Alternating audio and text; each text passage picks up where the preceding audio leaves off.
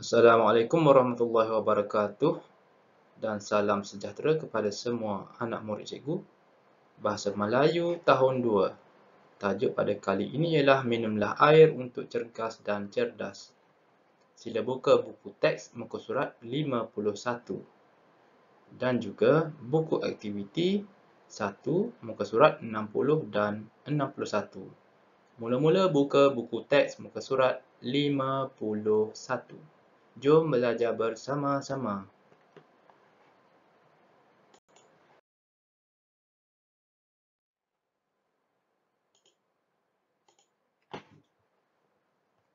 Okey, minumlah air untuk cergas dan cerdas. Ini adalah tajuk yang diberi.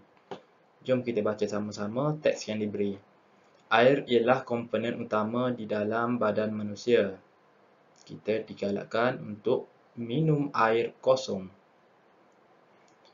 Jumlah air yang diminum bergantung pada keadaan cuaca dan tahap fizikal seseorang. Kanak-kanak dan remaja yang berusia antara 4 hingga 18 tahun digalakkan untuk minum 6 hingga 8 gelas air sehari.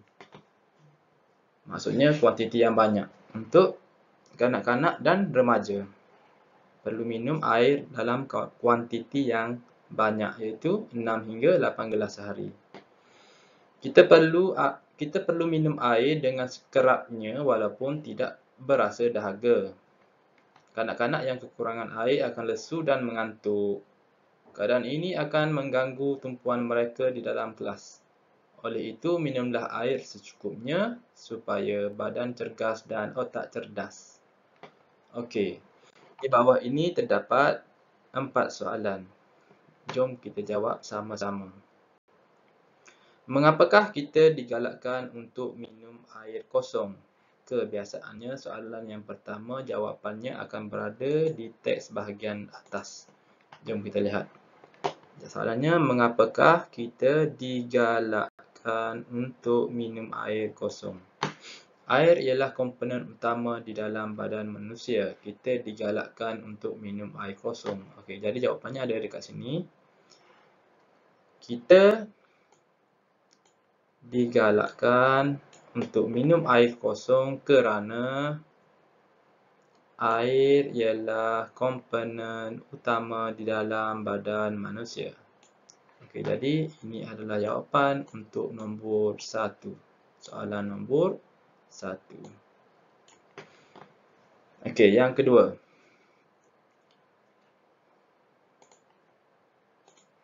Bagaimanakah faktor usia seseorang mempengaruhi jumlah air yang diminum? Faktor usia seseorang mempengaruhi jumlah air yang diminum. Jadi kita baca yang di bawah. Okey, perenggan yang kedua. Jumlah air yang diminum bergantung pada keadaan cuaca dan tahap fizikal seseorang. Jumlah air yang diminum bergantung pada keadaan cuaca dan tahap fizikal seseorang. Kanak-kanak dan remaja yang berusia antara 4 hingga 18 tahun digalakkan untuk minum banyak air. Tadi kan kita baca. Okey, jadi jawapan dia ada kat situ. Okey, jawapan dia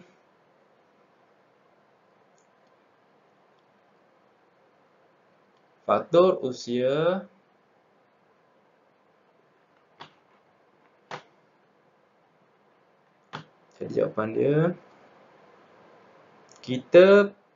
kanak-kanak dan remaja perlu minum air dengan banyak. Sebab dia tanya faktor seseorang mempengaruhi jumlah air yang diminum. Jadi kanak-kanak dan remaja perlukan lebih banyak air berbanding orang dewasa. Itu jawapan nombor 2. Sekali lagi, kanak-kanak dan remaja perlu minum lebih air daripada orang dewasa. Okey. Yang ketiga, mengapakah kita perlu minum air walaupun tidak berasa dahaga? Jawapan dia sudah ada. Kita cari. Jom kita cari. Kita perlu minum air dengan kerapnya walaupun tidak berasa dahaga. Kanak-kanak kekurangan air akan lesu dan mengantuk. Jadi ditanya mengapa kita perlu minum air? Untuk mengelakkan daripada lesu dan mengantuk.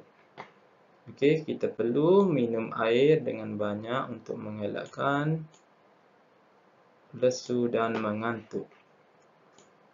Okey, nombor 3. Soalan keempat. Bagaimanakah cara meningkatkan tumpuan murid ketika berada di dalam kelas?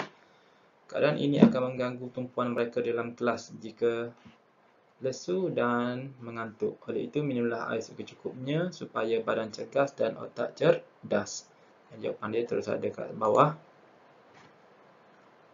Bagaimana cara meningkatkan tumpuan murid? Jadi, murid perlu minum air secukupnya. Itu sahaja. Jadi, seperti yang cikgu cakap awal-awal tadi, biasanya soalan nombor 1, jawapannya akan berada di bahagian atas. Kedua, bawah sikit. Ketiga dan keempat. Biasanya ada soalan yang kelima tu, biasanya ditanya untuk kita berfikir sendiri dan tiada di dalam teks. Tapi untuk kali ini, kesemua jawapan sudah disediakan dalam teks. 1, 2, 3 dan 4.